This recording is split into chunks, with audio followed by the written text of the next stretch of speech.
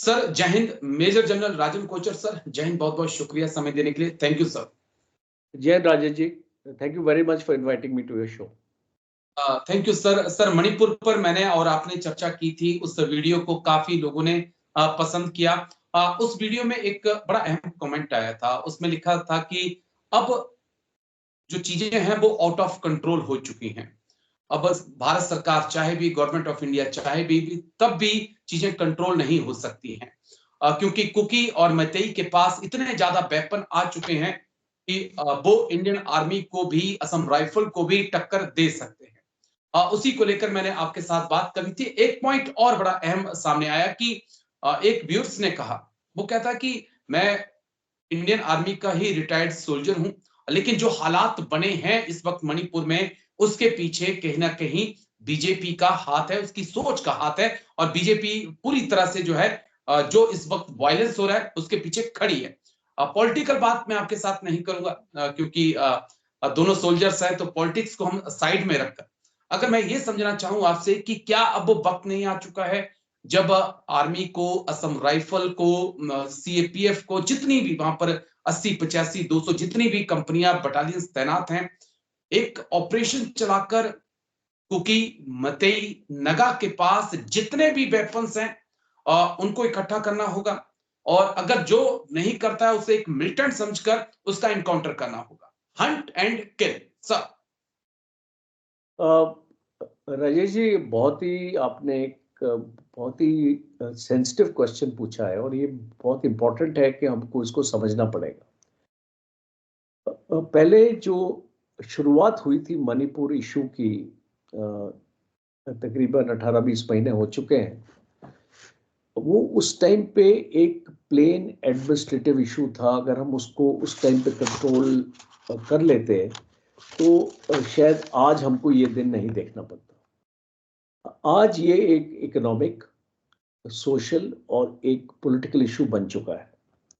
और आज हम देख रहे हैं, अभी मैंने काफ़ी इंटरव्यूज़ मैं इसको देख रहा हूँ, मैं सुन रहा हूँ, बिकॉज मणिपुर के ऊपर मणिपुर के लोग इंटरव्यू दे रहे हैं, उनके जो एक्सपर्ट्स हैं जो मणिपुर के ऊपर, उनको भी मैं एक्चुअली सुन रहा हूँ। मेरा एक क्वेश्चन है सबसे कि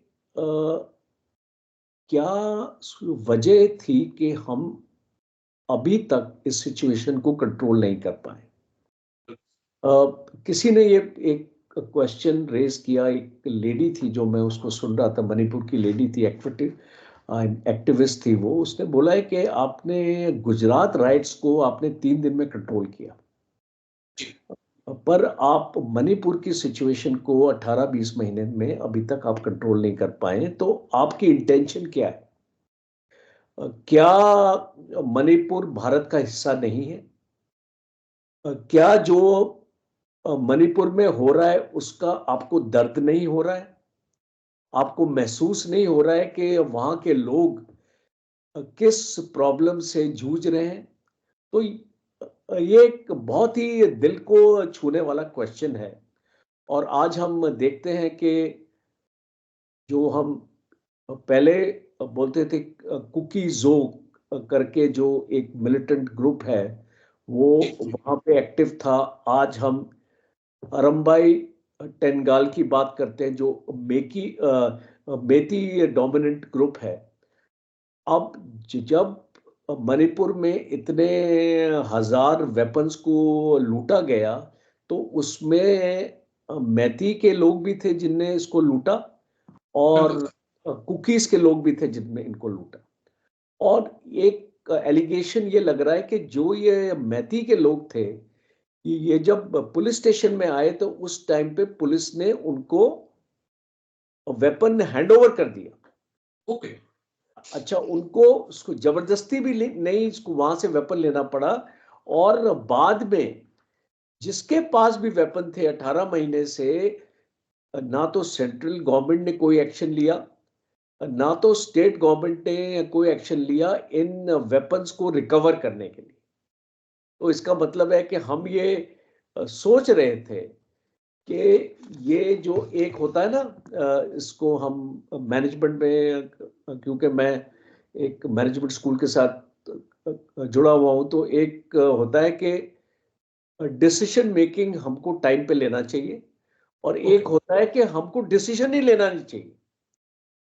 वो सिचुएशन को हमको अपने आप ही हम सोचते हैं कि वो अपने आप ही सुलझ जाएगी, तो इसलिए हम उसके ऊपर डिसीजन नहीं ले, या हम सोचते हैं कि फटीग फैक्टर आ जाएगा, लोग थक ओके। जाएंगे और अपने आप ही शांत हो जाएंगे।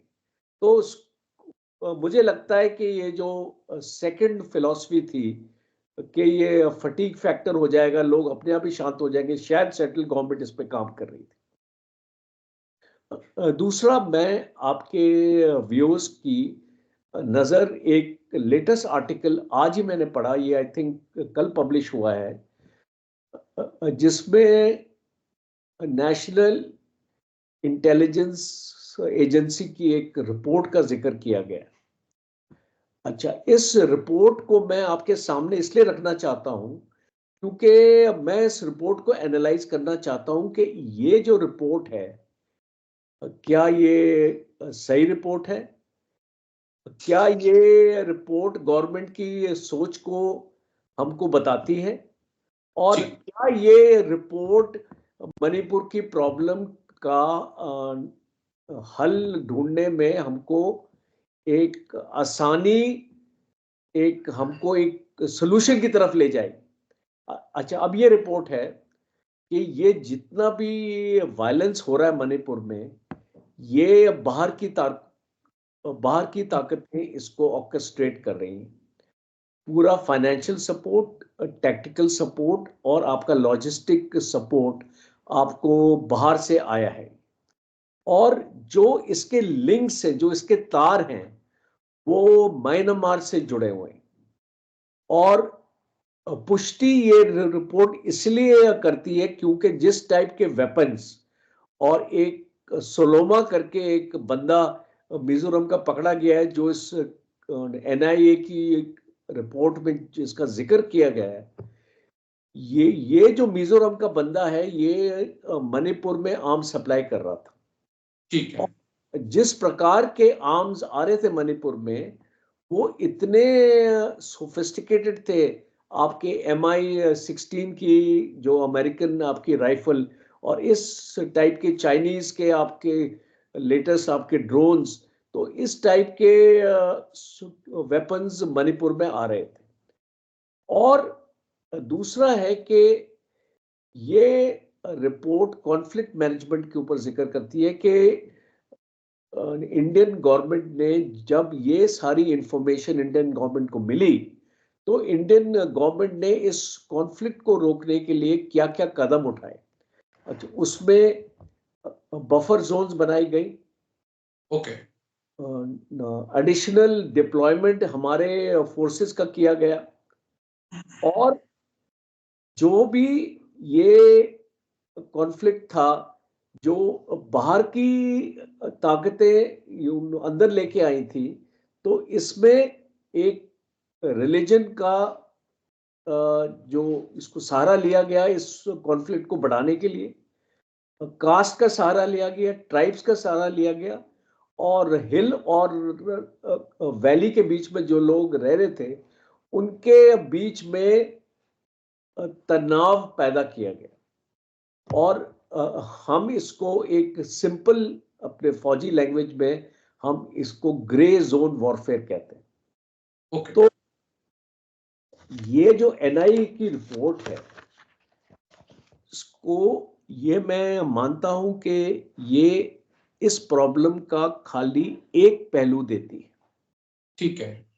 प्रॉब्लम, जो एक्चुअल प्रॉब्लम है, वो है ट्रस्ट की। दो कम्युनिटीज के बीच में जब तक आप एक डायलॉग नहीं पैदा करेंगे, और अभी आपने जिक्र किया कि 50 कंपनियां आ गई हैं 200 कंपनियां आ गई हैं।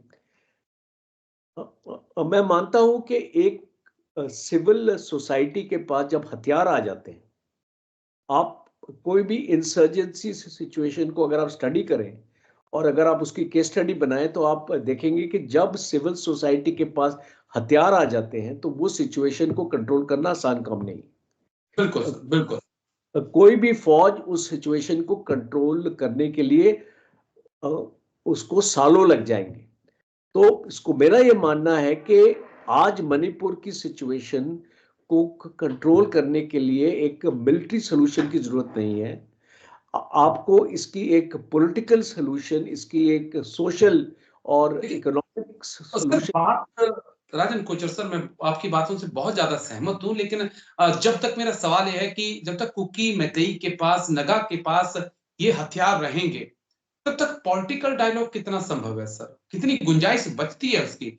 जब तक इनके हथियारों को इनसे छीना नहीं जाएगा, जिनकी सोच इस वक्त डिवाइड एंड रूल की हो चुकी है, उन लोगों को खत्म नहीं किया जाएगा, तब तक शांति की कितनी उम्मीदें हो सकती हैं सर? हमने देखा है पंजाब में भी आपको सख्ती बरतनी पड़ी है, मिजोरम में 70s के दौर में आपको सख्ती बरतनी पड़ी और उसके पॉजिटिव नतीजे निकले हैं सर।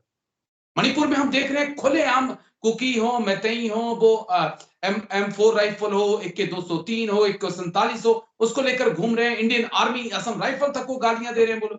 और लेकिन इंडियन आर्मी भी देख रही है, असम राइफल भी देख रही है। लेकिन जम्मू कश्मीर में अगर एक आतंकी AK 47 लेकर निकल जाए तो अगले 2 सेकंड के अंदर वो जमीन पर लेटा होता है। तो सवाल तो यही है ना सर, वो ताकत आपको देनी होगी, आपको आर्मी को ऑर्डर देना होगा कि आप जिसके पास हथियार है उसको आतंकी समझिए और आतंकी के तहत ही उसके ऊपर कार्रवाई करिए। राजेश जी, जो आप बोल रहे हैं उसमें काफी रियलिज्म है कि जब लोगों के पास हथियार आ जाते हैं तो वो अपने आप को एक पावर सेंटर अपना मानने लगते हैं और वो सोचते हैं कि हम दूसरे को खत्म कर सकते हैं अगर हमारे पास ये हथियार है। बट मेरा ये मानना है कि ये लोग कौन हैं, इनके लीडर्स कौन हैं? क्या हम इनके लीडर्स को इकट्ठा करके और आपस में एक डायलॉग नहीं शुरू कर सकते? You is it asking for too much? You see, अगर आप अभी फौज को आप इसमें लगाएंगे और जी आप जो इनके हथियार, आप उनको बोलेंगे सरेंडर करो, या जो भी आप अपना जो इनका घेरा लगाएंगे और इनके अगेंस्ट आप फायरिंग करेंगे या इनके अगेंस्ट एनकाउंटर्स करेंगे, तो इसका नतीजा क्या होगा? अब आपने कोई भी इंसर्जेंसी अगर आपने देखी है, उस इंसर्जेंसी को कंट्रोल करने के लिए आपने क्या स्ट्रेटजी लगाई थी? क्या आपने ये स्ट्रेटजी लगाई थी, या आपने उन लीडर्स को एक डिस्कशन टेबल के ऊपर बुलाया और उन लीडर्स के बीच में आपने एग्रीमेंट साइन अपने करी कि they will be no violence and we will resolve all your, जो भी आपके इश्यूज हैं हम सुनने के लिए तैयार हैं और हम इश्यूज को रिजॉल्व करने के लिए तैयार हैं। जब मैं सुनता हूं, जब इन लीडर्स को मैं सुनता हूं, तो मुझे एक चीज सामने आती है कि जो आज मणिपुर में गवर्नमेंट है जी वो लोगों का ट्रस्ट लूज कर गई है। आपके जो मणिपुर में एक टाइप की कौम नहीं है, एक टाइप की ट्राइब्स नहीं है, मैतीज ही नहीं है मणिपुर में। बिल्कुल। मणिपुर में 34 एथनिक ट्राइब्स हैं। तो जब आपके पास 34 एथनिक ट्राइब्स का कॉन्फिडेंस नहीं रहा, और आज मैंने बीजेपी के एक कुकी MLA की बात सुनी कि हमको हमारी अपनी जो हमारी बीजेपी की गवर्नमेंट है मणिपुर में, हमको इस चीफ मिनिस्टर के ऊपर विश्वास नहीं है। बिल्कुल तो सर। अगर आपके जितने भी 7 8 10 कुकी MLAs हैं आज मणिपुर गवर्नमेंट में, अगर उनको एक कॉन्फिडेंस नहीं है अपने नेता के ऊपर, तो I think right thing government को, इसको मेरी तो ये गुजारिश है कि अगर इस प्रॉब्लम को आपने कंटेन करना है, इस प्रॉब्लम को जल्दी आपको सॉल्व करना है, वैसे अगर इसको रियलिस्टिकली देखें तो इतनी जल्दी ये सॉल्व होने वाली नहीं है, बट फिर भी आपको कहीं ना कहीं पे बिगिनिंग आपको लानी है, तो इस गवर्नमेंट को आपको हटाना पड़ेगा, ठीक इस है चीफ सर। मिनिस्टर को आपको हटाना पड़ेगा। आपके पास अभी तक आप इसके बारे में आप इसको फौजें आप भेज रहे हैं, आप इसको एक डैमेज कंट्रोल एक्सरसाइज समझ रहे हैं। ये डैमेज कंट्रोल एक्सरसाइज से होने वाला नहीं है। जी आपको इन लोगों को इकट्ठा बैठा के बातचीत करनी पड़ेगी, सारे लीडर्स को इकट्ठा करना पड़ेगा, और वो तभी हो पाएगा जब इस गवर्नमेंट को आप उस एरिया ऑफ इन्फ्लुएंस से निकालेंगे। जब तक आप ये नहीं करेंगे, प्रॉब्लम रिजॉल्व नहीं होने वाली। बस मेरा एक आखिरी पॉइंट है सर, क्योंकि लंबा वक्त मैंने आपसे ले लिया है। जिरी गांव में सर जो 6 लोगों की हत्या हुई थी, उनमें से 3 की पोस्टमार्टम रिपोर्ट आई है। जो पोस्टमार्टम रिपोर्ट आई है उसमें 3 साल के बच्चे की भी पोस्टमार्टम रिपोर्ट है, जिसमें कहा जा रहा है कि उसके सर में गोली मारी गई और उसके कुछ बॉडी पार्ट्स को भी गायब हैं, और उसके हाथ पैरों को भी तोड़ा गया, कई जगह चाकुओं से उसके ऊपर पहले अटैक किया गया। तो ये इंडिया में नहीं होता है सर, ये हिंदुस्तान में नहीं होता है, ये तालिबान की सोच है। और हम इसको कैसे जगह दे सकते हैं? क्या ऐसे लोगों के खिलाफ सख्ती से कार्रवाई की जरूरत नहीं है? बिल्कुल राजेश जी, आप अब आप देखिए कि जब हम एक्सटर्नल फोर्सेस की बात करते हैं और जब हम बाहर के लोगों की बात करते हैं कि वो इन्फिल्ट्रेट करके मणिपुर में आ चुके हैं और इस तरीके से इस मूवमेंट को वो और आग दे रहे हैं, तो वो बहुत क्लियर है कि ये खाली एक इंटरनल प्रॉब्लम नहीं है, ये एक इंटरनल और एक्सटर्नल प्रॉब्लम है। और अगर आपको इस एक्सटर्नल ताकतों का जो भी षड्यंत्र है, अगर आपने उसको नाकाम करना है, तो आपके जो अंदर के लोग हैं, आपको उनको अपने साथ अपना करना पड़ेगा। जब तक आप अपना इंटरनली मजबूत नहीं होंगे, आप एक्सटर्नल फोर्सेस को शिकस्त नहीं दे पाएंगे। इसको यही एक प्लेन एंड सिंपल लॉजिक है। अगर आप मिलिट्री हिस्ट्री में भी अगर आप चले जाएं, तो आपने इसको देखा होगा कि देश नष्ट हो जाते हैं, बर्बाद हो जाते हैं, जब बिल्कुल सर। उनमें आपसी में अपनी यूनिटी नहीं होती है। कोई ना कोई जयचंद आपके देश में होता है जो आपकी खबरें और आपकी कमजोरियां बाहर वालों को बताता है। तो इसीलिए इसको मेरा ये मानना है, हमने जम्मू एंड कश्मीर में भी देखा क्या होता है, तो जी उसमें भी जयचंद हैं जो इसको बाहर की ताकतों को सपोर्ट कर रहे हैं, जानकारी दे रहे हैं, इंफॉर्मेशन दे रहे हैं। तो इसलिए इसको मेरा ये मानना है, इन द एंड मैं ये बोलूंगा कि आप अपने देश को भीतर में उसको मजबूत कीजिए। जो आपके अपने लोग हैं, आप बिल्कुल सर। उनकी तो सुनिए, आप उनको तो टेबल पे लेके आइए, उनसे तो बातचीत करिए, क्योंकि जब तक आप अपने लोगों से बातचीत नहीं करेंगे, आप बाहर वाले लोगों को नहीं कर सकते कुछ भी। ठीक है सर, अब बड़ी अहम बातें आपने कही हैं। बस इतना लास्ट में ऐड करना चाहूंगा कि दिल्ली की जो उदासीनता है इस वक्त मणिपुर को लेकर, और जो मेन स्ट्रीम मीडिया का हाल है, वो रूस यूक्रेन जंग पर पूरा दिन बात करेगा, इजराइल हमास जंग पर पूरी दिन बात करेगा, लेकिन 1-2 घंटे का शो भी मणिपुर पर नहीं करेगा, उसका भी एक असर पड़ता है। और शायद इनके रुख में भी एक बदलाव हम देखें, तब एक मणिपुर में शांति की पहल होने की हम उम्मीद करें। लेकिन बहुत बहुत शुक्रिया आपका major general Rajan Kochar sir, आप आए और इतना लंबा वक्त दिया आपने और इतने विस्तार से आपने बातें कही। Thank you. जय हिंद sir. Thank you sir. Thank you. जय हिंद Rajesh ji, thank you very much.